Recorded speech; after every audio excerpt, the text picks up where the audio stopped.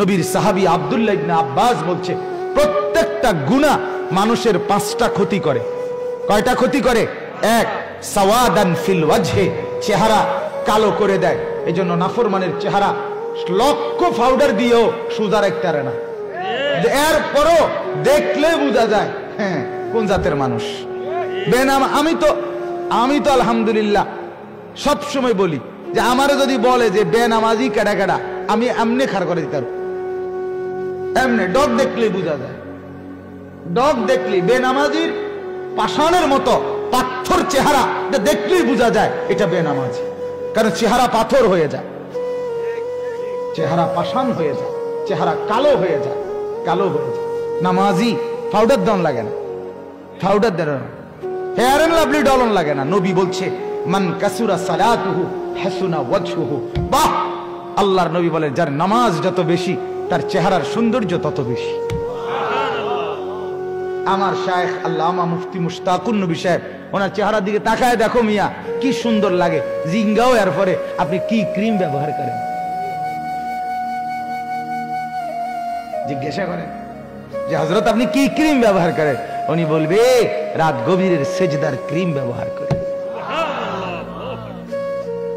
মালিকের কদমে সেজদা দেয়, আর মালিকের কদমে বান্দা যখন সেজদা দেয় আল্লাহ তাআলা নিজে পিঠে মাথায় হাত বুলায় দেয়, আল্লাহ তাআলা হাত বুলায়, আসছো সেলিম আমার কাছে না, ওঠো ওঠো, আল্লাহ তাআলা হাত বুলায় দেয়, বান্দা ঘনিষ্ঠ হয়ে যায়, আল্লাহ তাআলার মহব্বতের চাদর দিয়ে মাওলা ঢেকে দেয়, ঢেকে দেয়, তাহলে চেহারা কালো হয়ে যায়। 2 নাম্বার জুলমাতান ফিল কলব, অন্তর অন্ধকার হয়ে যায়, কোনো কিছুই, কোনো ভালো কাজ, কোনো নেক কাজ আর ভালো লাগে না, কারণ অন্তরটা যে বন্ধ হয়ে গেছে, দিল অন্ধকার হয়ে যায়। 3 ওয়াহানান ফিল বাদান, গুনাহ মানুষের শরীর দেহ দুর্বল করে দেয়, শরীরে বল থাকে না। নাফরমান ছেলে সারাদিন লম্পটের মতো টুটু টুটু করে ঘুরে, ছবি দেখে, গান শুনে, নাচ দেখে, মেয়ের পিছনে ঘুরে, মদ খায়, নেশা করে, জুয়া খেলে, তারে যদি বলে বাবা এক জগ ফানি আবার রেখে দূরে দাও, ফাইতাম না, কি রে ফাইতা না, চললে দে না, ভাল লাগে না হাইতের কাছে। হ্যাঁ, এটা গজব, এটা লানত, এটা অভিশাপ, এটা অভিশাপ। গুনাহ, গুনাহ মানুষের দেহ দুর্বল করে দেয়। অযায়কান ফির রিজক, 4 নাম্বার হলো রিজিক কমায় দেয়, রিজিক কমিয়ে দেয়।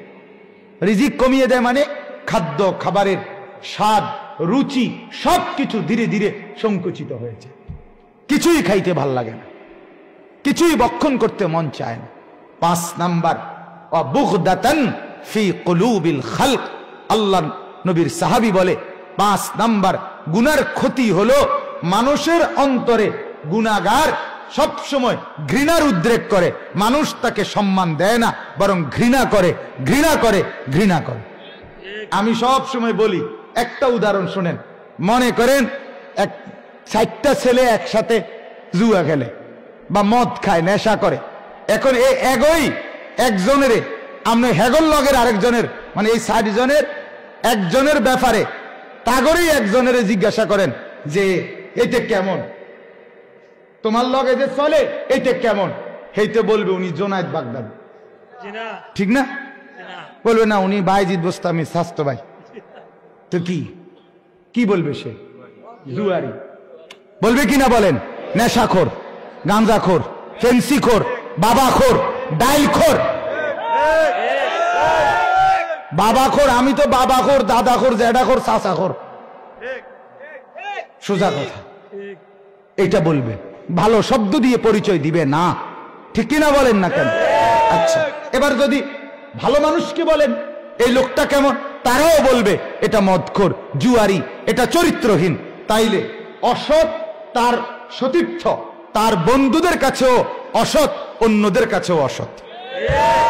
আচ্ছা, এবার আসেন, একটা লোক নামাজি, চরিত্রবান, 5 ওয়াক্ত নামাজ পড়ে, এই লোকটার ব্যাপারে একটা ছেলে জুয়া খেলে, নেশা করে, তারে জিজ্ঞাসা করেন যে এই লোকটা কেমন, সে বলবো ভাই আমি খারাপ হইতারি কিন্তু হেতে ভালো লোক।